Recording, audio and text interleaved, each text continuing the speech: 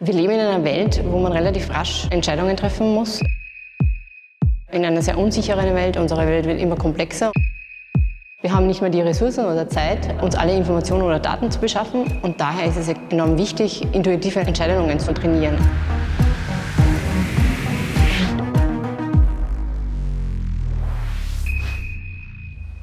Texte von ChatGPT, KI-generierte Bilder und Videos, künstliche Intelligenz ist gerade in aller Munde. Da stellt sich natürlich die Frage, wie gut sind wir eigentlich in der Lage, KI-generierte Inhalte zu erkennen und zu identifizieren? Die Frage ist auch deswegen so relevant, weil wir insbesondere in den sozialen Medien immer häufiger auf Bilder treffen, bei denen wir uns nicht genau sicher sein können, ob sie nicht vielleicht doch manipuliert worden sind. Katharina Fellenhofer und Lars Hornow erforschen an der Fakultät Wirtschaftswissenschaften der TU Dresden, wie gut wir darin sind, mit Hilfe menschlicher Intuition KI-generierte Inhalte zu identifizieren. Und darüber sprechen wir jetzt im Hülsebau. Sie sind als Gastwissenschaftlerin an der TU Dresden. Wie ist es denn dazu gekommen? Ich forsche auf dem Gebiet der Intuition und Herr Professor Hornow forscht auf dem Gebiet der neuesten KI-Technologien. Und diese zwei Disziplinen haben uns verbunden. Darum haben wir uns entschieden zu kooperieren im Rahmen eines TU Dresden Fellowships. Ihre Studie beschäftigt sich mit künstlicher Intelligenz und Intuition. Wie genau ist sie aufgebaut?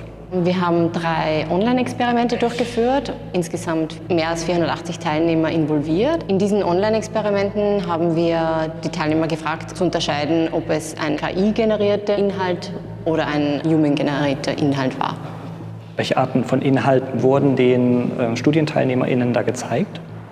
Wir haben 3 verschiedene Kontexte gewählt: Bilder, Audio und Text. Also die Teilnehmer mussten relativ rasch entscheiden, wie wir intuitiv entscheiden, also innerhalb von 5 Sekunden. Es ist wichtig, diesen ersten Impuls zu folgen. Und wir erforschen explizit, ob man diesen Folgen dieses ersten Impuls trainieren kann, um dann bessere Entscheidungen zu fällen.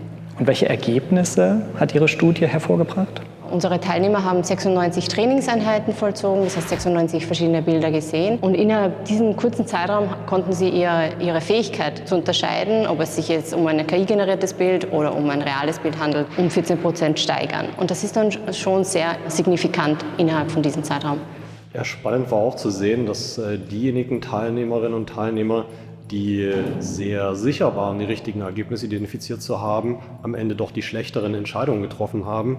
Und die weniger sicher waren, haben dann am Ende die besseren Entscheidungen getroffen. Und wenn man jetzt nach vorne schaut, mal einen Ausblick gibt, wie könnte es weitergehen? Welche Forschung schließt sich vielleicht an?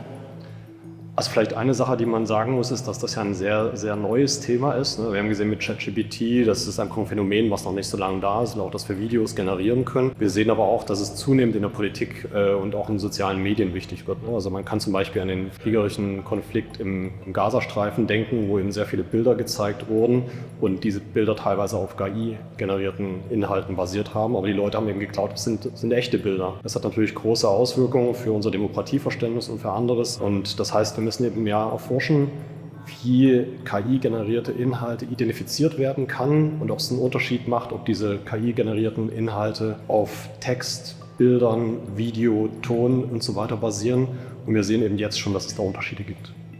Wenn man ein Fazit ziehen müsste, kann man sagen, dass wir mit unserer menschlichen Intuition tatsächlich in der Lage sind, zumindest aktuell noch KI-generierte Inhalte relativ gut zu identifizieren?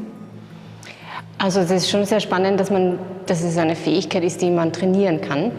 Das heißt, man sollte sich nicht überschätzen, man muss das explizit trainieren. Wie schon erwähnt, ist das Selbstvertrauen in die eigene Entscheidung essentiell oder hat einen signifikanten Einfluss. Das heißt, man sollte eigentlich trainieren, dass man sich eher unsicher ist und dann trifft man die besseren Entscheidungen. Das ist dieses kritische Denken.